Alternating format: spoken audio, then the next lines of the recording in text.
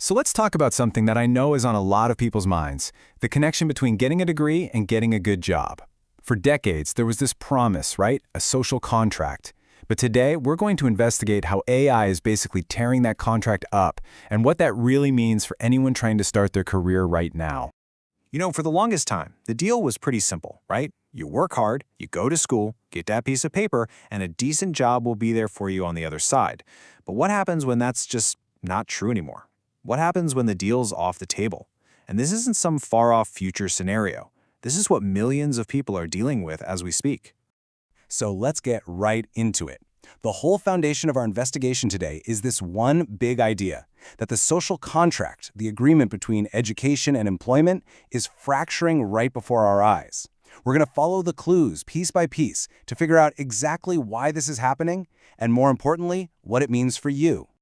So our first clue takes us right inside the university campus itself, because it turns out academia is sending some seriously mixed and frankly confusing signals when it comes to AI. Okay, so check this out, because this is where it gets really weird. You look at the institutional leaders, the people running the show, 98% of them believe AI skills are essential. They are all in. But then you go down to the faculty, the people actually teaching, and their enthusiasm drops. Same for the students. There's this massive disconnect between the university's front office and what's actually happening in the classroom. And this is the giant contradiction it creates.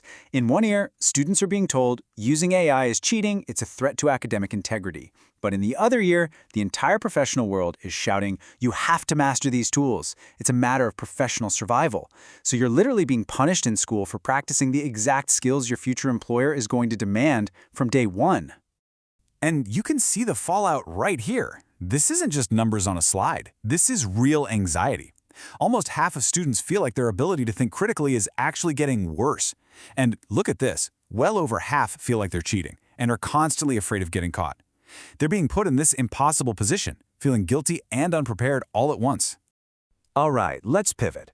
For our second clue, we're leaving the classroom and heading straight into the corporate world. Because out there, AI isn't just a hypothetical tool for assignments. It is actively remaking the job market. And listen to this. This is Jack Dorsey, the CEO of Block, and he's not mincing words. He's saying it out loud. AI lets us do more work, better work with way fewer people. This isn't some vague prediction. He's describing his company's current business strategy. And here's the really crucial part. Wall Street loves this. When Block said it was cutting its workforce by 40% because of its new AI-centric model, its stock price shot up 20%. The market is actively rewarding companies for replacing humans with AI. This creates this huge, powerful financial incentive to do it as fast as possible. So what does that actually mean for you, for new grad? It means this. Since 2022, the number of available entry-level jobs has dropped by 13%. Think about that.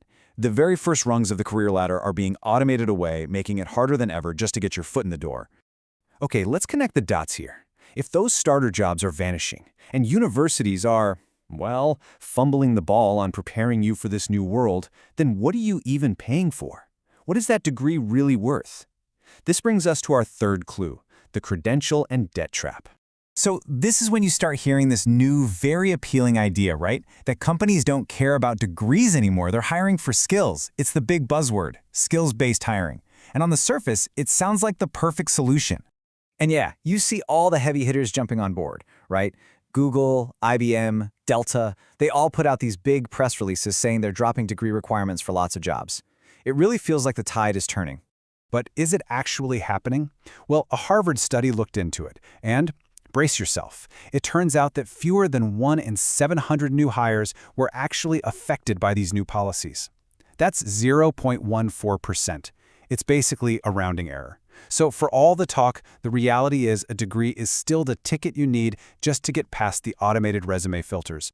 So at the exact same time the degree's value is getting shakier, the cost is just exploding. Take Ontario, for example. The student aid system is being completely flipped on its head. It used to be that you could get up to 85% of your funding as a grant, free money. Soon, that's going to be capped at 25%, meaning 75% of your aid has to be a loan. You're taking on way more risk, way more debt for a much less certain outcome. So, the obvious question is, Well, what about the skilled trades? Everyone's talking about them, right? It seems like the perfect escape route if the white-collar world is a mess. Well, that brings us to clue number 4, and it turns out it's not that simple.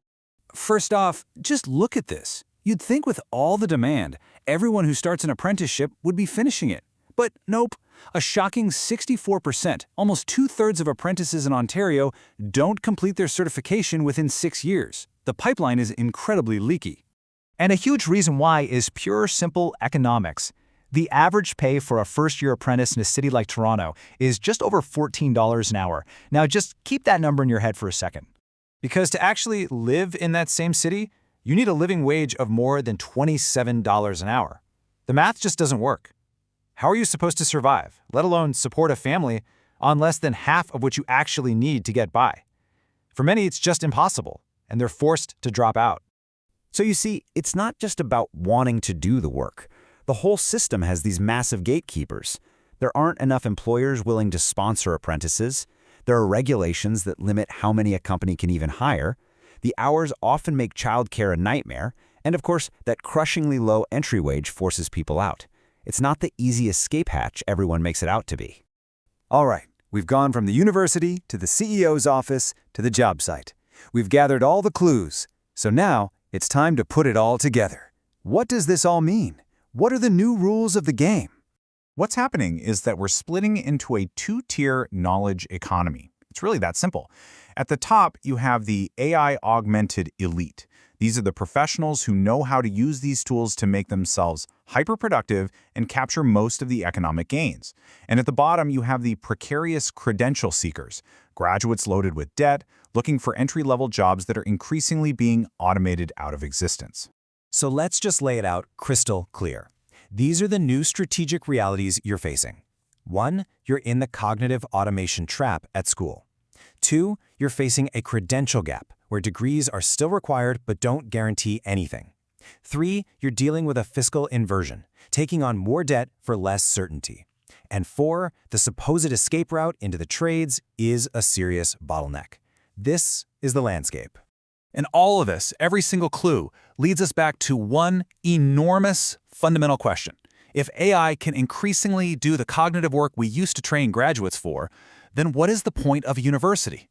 It's a question we all need to start grappling with, because the old answers just don't cut it anymore.